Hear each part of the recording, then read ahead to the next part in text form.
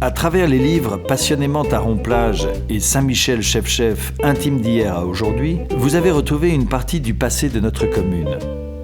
Notre commune occupe un espace compris au nord entre la plage de l'Ermitage, rattachée à la commune de Saint-Brévin, et au sud, le lieu-dit du Cormier de la commune de la Plaine.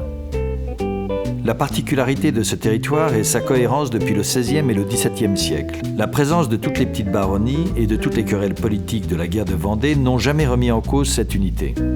Saint-Michel, depuis cette époque, est essentiellement occupé par des communautés de pêcheurs et d'agriculteurs. Dès le XXe siècle, Saint-Michel-Taron devient un enjeu pour la navigation de plaisance et sportive. Son front de mer accroît l'importance de notre tourisme balnéaire. Mais il manquait un port. C'est chose faite. La jetée, construite dans les années 50, sert au port de plaisance et aux pêcheurs. Dans cet environnement, n'oublions pas la capitainerie et le club nautique. Le square de Jade de Taron et la place de l'église de Saint-Michel sont les deux centres névralgiques de la ville.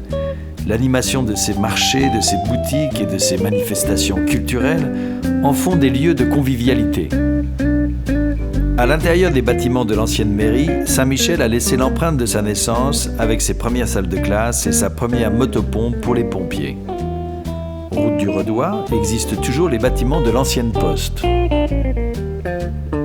Le vélo est tout à fait adapté et même recommandé pour découvrir notre commune, ses rues et ses environs.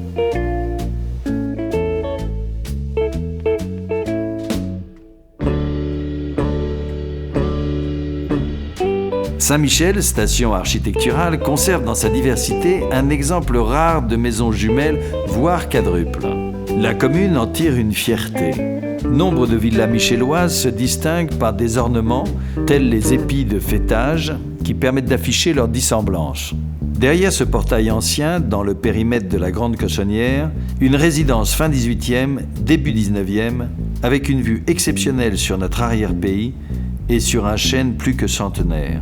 Il serait de tradition locale de conserver, entre autres, certains éléments de ce patrimoine dans cette commune où ancien et moderne coexistent avec une forte proximité. La villa de la famille Auriol, au bout du bois Roi, du nom de cet écrivain et peintre. Cette villa est située devant la mer. Ses portes et fenêtres à petits carreaux allègent la façade et apportent beaucoup de grâce à l'édifice.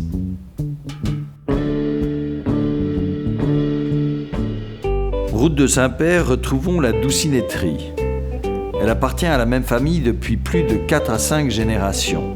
Le début de sa construction remonte à 1776. C'est un patrimoine assez remarquable par l'abondance de ses boiseries, de son clocheton, son écusson, ses écuries, son étang, avec là aussi des chênes centenaires. L'église actuelle de Saint-Michel fut, à n'en pas douter, un remarquable chantier, une activité de tous les jours, et il fallait plus que du courage pour concevoir un tel édifice. Église construite avec la volonté de la famille Roy, de villégiateurs michellois et de l'évêché de la Loire-Inférieure.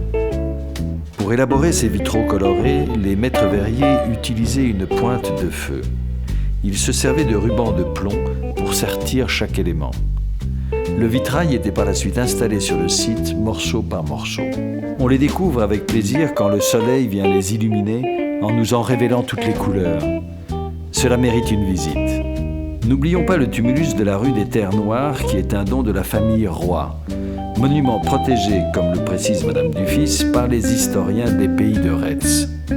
Notre commune, avec son merveilleux panorama, n'oublie pas le quotidien.